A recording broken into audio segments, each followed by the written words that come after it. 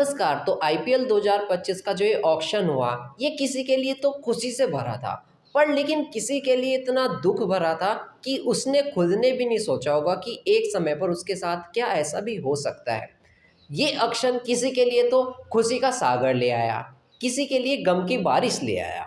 फिलहाल हम लोग बात करेंगे कि किस प्लेयर को कितने में खरीद लिया गया, मतलब उन प्लेयर्स की बात करेंगे जिनकी उम्मीद नहीं थी इनको इतने में खरीद लेंगे, और जिनकी उम्मीद थी इनको इतने में खरीदेंगे, उनको बहुत कम प्राइस में खरीदा गया। शुरुआत करेंगे हम मिचेल स्टार्क से। मतलब 2024 में क्या गेंदबाजी, क्या खेले थे भाई, दिल खुश कर दिया था।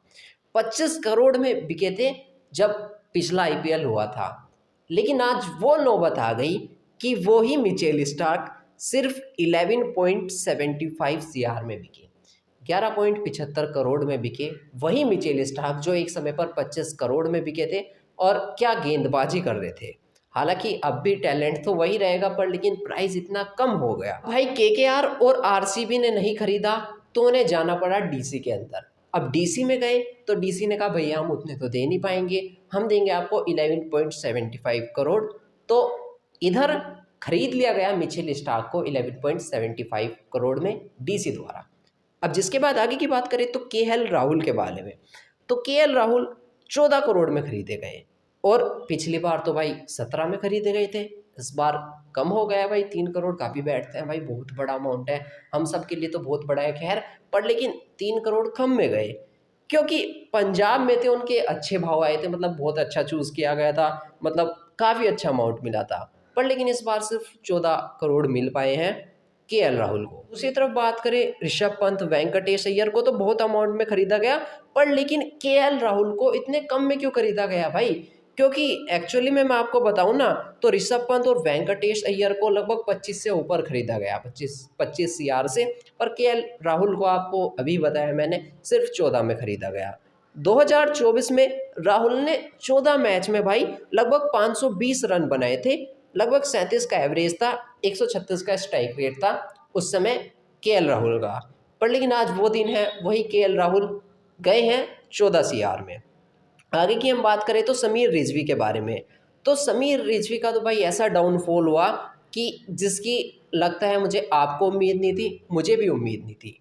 तो समीर रिजवी पिछली बार गए थे 8 करोड़ 40 लाख में, लेकिन इस बार वही समीर रिजवी गए हैं 95 लाख में। कितना डिफरेंस आप समझ सकते हो, कहाँ 840, कहाँ 95 लाख। आगे की हम बात करें तो राहुल, मिचेल स्टार्क, रिजवी तीनों दिल्ली के लिए ही खेलेंगे भाई। बात करें ग्लेन मैक्सवेल के बारे में, तो पिछली बार 11 करोड़ में आरसीबी में गए थे, पर लेकिन इस बार गए हैं 4 करोड़ 20 लाख में। और इसका एक सबसे बड़ा कारण ये बताया जा रहा है कि इनका जो पिछली बार रिस्पॉन्स था, लगभग 10 मैच में 52 रन थे, 5 का एवरेज था, तो इतना कुछ खास था नहीं, जिस कारण एक ये भी रह सकता है कि इनको अब 11 से सीधा 4.20 पर पहुंचे हैं। जिसके बाद राहुल त्रिपाठी की बात करें तो ये पिछली बार लगभग 8.5 करोड़ में गए थे राहुल त्रिपाठी, और इस बार गए हैं 3.4 करोड़ में, और सीएसके के लिए गए हैं। पर लेकिन सीएसके के लिए जो जाता है उसका नाम हो जाता है कि भाई सीएसके के लिए खेला, और लेकिन देखिए प्राइस तो ड्रॉप हो गया, 8.30 से कहाँ 3.4 हो गया, कितना फर्क है आप खुद समझ सकते हैं। और ईशान किशन लगभग पिछली बार गए थे 15.5 करोड़ में, और इस बार गए हैं 11 करोड़ में एसआरएच के लिए।